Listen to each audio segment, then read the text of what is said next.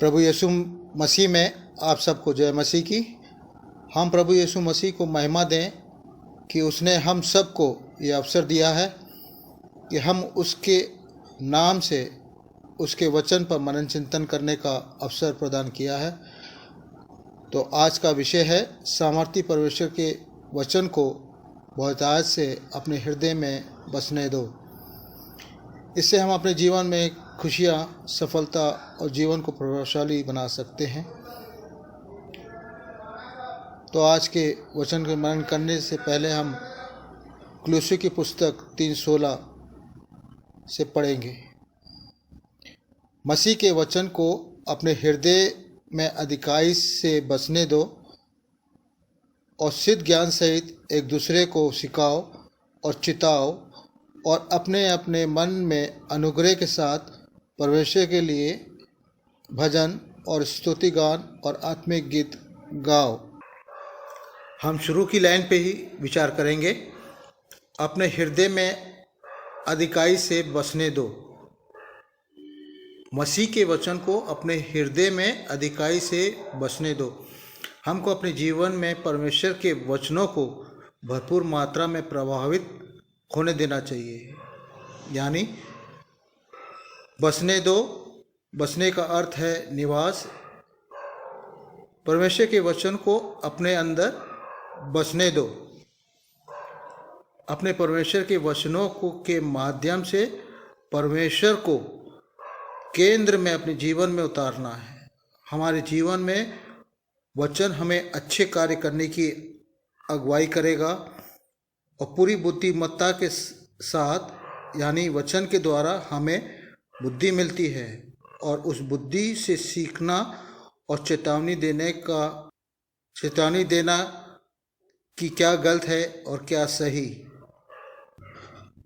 अगर वचन हमारे हृदय में नहीं होगा, हमारे अंदर नहीं होगा, तो हमें ये पता नहीं चलेगा कि हम किस दिशा में जा रहे हैं, कौन सा मार्ग पर चल रहे हैं, क्या सही है, क्या करना चाहिए, क्या नहीं करना चाहिए। इसका मार्गदर्शन हमें नहीं मिलता। लेकिन जब हम वचन को अपने हृदय में बसाते हैं तो वचन हमें सिखाता है कि हमें क्या करना है, हमारे जीवन के लिए क्या उचित है, हमें किस मार्ग में आगे बढ़ना है।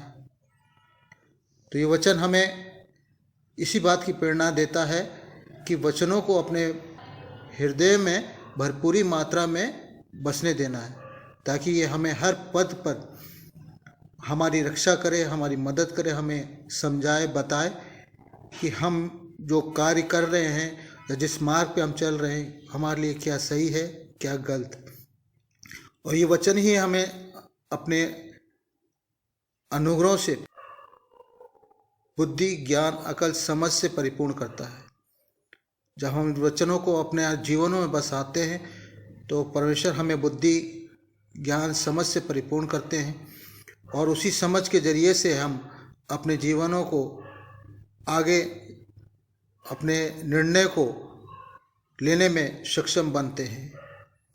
इसी के समांतर अगर हम देखेंगे यहोशू की किताब में, यहोशू 1:8 में, व्यवस्था की ये पुस्तक तेरे चित्त से कभी ना उतरने पाए, इसी में दिन रात ध्यान दिए रहना, इसलिए जो कुछ उसमें लिखा है उसके अनुसार करने की तू चौकसी करे, क्योंकि ऐसा करने से तेरे सब काम सफल होंगे और तू प्रभावशाली होगा।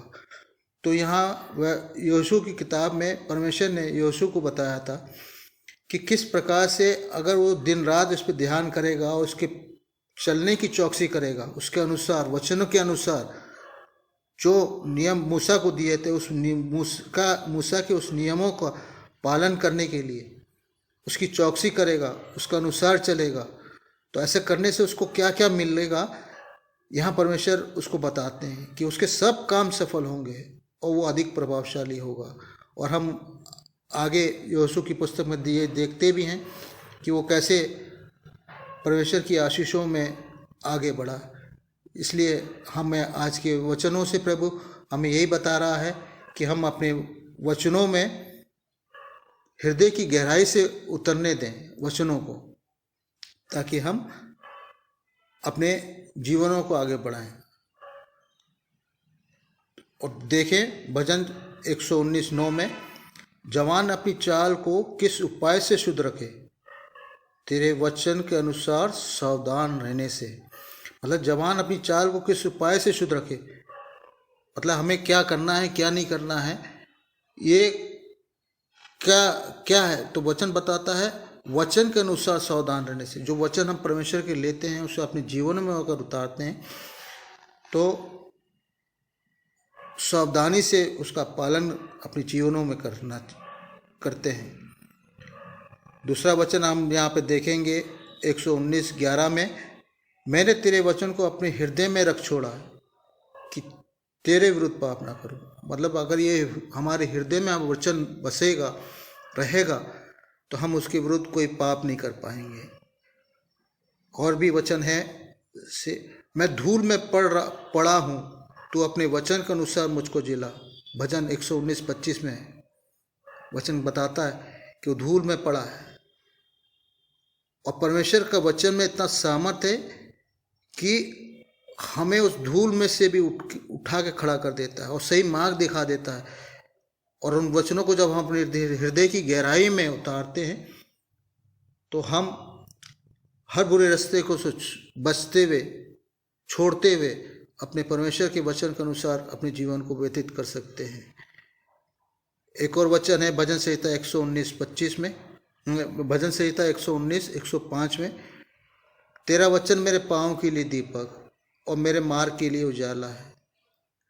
देखिए यहाँ पे वचन हमारे पाँव के लिए दीपक है और मार्ग के लिए उजाला है। तो वचन हमें ये सिखा रहा है आज के दिन कि हम परमेश्वर के वचनों को अपने हृदय की में अधिकाई से बसने दें और अपने जीवन को उन वचनों के माध्यम से जो हमको चिताता है, बताता है कि हमें कौन सा कार्य करना है, किस मार्ग पर चलना है, ये हमारी अगुवाई करता है।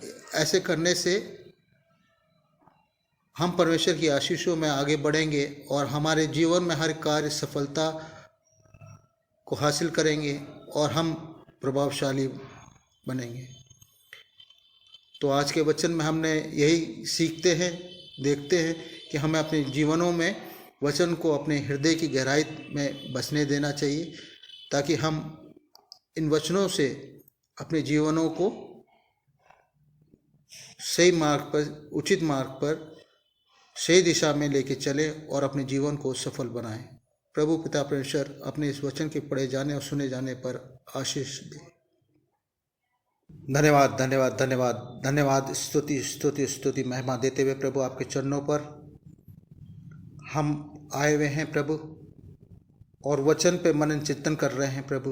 और जो भी हमने आज के दिन में आपके द्वारा दी हुई बुद्धि ज्ञान अकल समझ के जरिए से प्रभु आज के वचनों को हमने समझा है कि हम आपके वचनों को अपने हृदय की अधिकाई में से बसने दें, अपने जीवनों में उतारें ताकि वचन हमें उचित मार्ग बता सके कि हमें किस मार्ग पर चलना है, ताकि हम जीवन की सफलताओं में हासिल करें और अपने जीवन को प्रभावशाली बनाएं।